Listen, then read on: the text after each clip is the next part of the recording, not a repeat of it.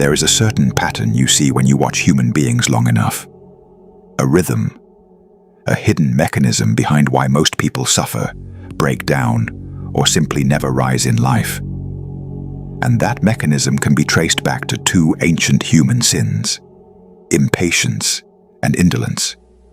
People think their failures come from fate, or bad luck, or society. They say, "Life didn't give me a chance." But the truth is much more uncomfortable. Life gave them silence. And in that silence, they destroyed themselves. Let us talk about impatience first. Impatience is not just about wanting things quickly.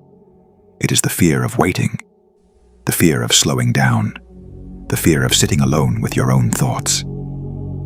Impatience pushes you to rush decisions.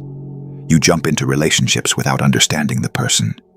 You quit your work because the results don't come instantly.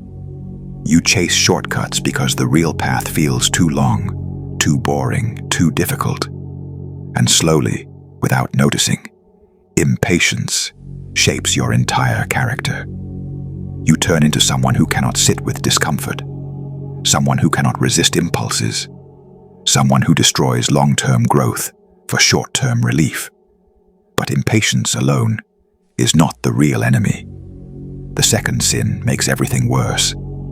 Indolence, a quiet, invisible laziness. Most people imagine laziness as lying on a bed for hours. But mental laziness is far more dangerous. It shows itself when you avoid thinking deeply, when you avoid making decisions, when you allow life to push you instead of directing it. Indolence does not shout. It whispers. It convinces you to postpone the difficult conversation, to delay the important work, to numb your mind with distractions. It tells you, tomorrow will be better, even though tomorrow is just a repeat of today. And between these two sins, impatience pulling you forward and indolence pulling you backward, you become stuck. Stuck between wanting too fast and acting too slow. Stuck between desire and fear. Stuck between the life you want and the life you tolerate. Most tragedies in human life come from this tension. A man ruins his career because he cannot wait. A woman loses her potential because she cannot act. And both blame fate. But the real enemy is inside. There is a strange power in admitting this. The moment you see impatience in yourself, the moment you recognize indolence in your everyday choices, a small spark of clarity appears. Patience is not suffering. Patience is strength. It is the discipline to move slowly with purpose, instead of running blindly. Action is not pressure.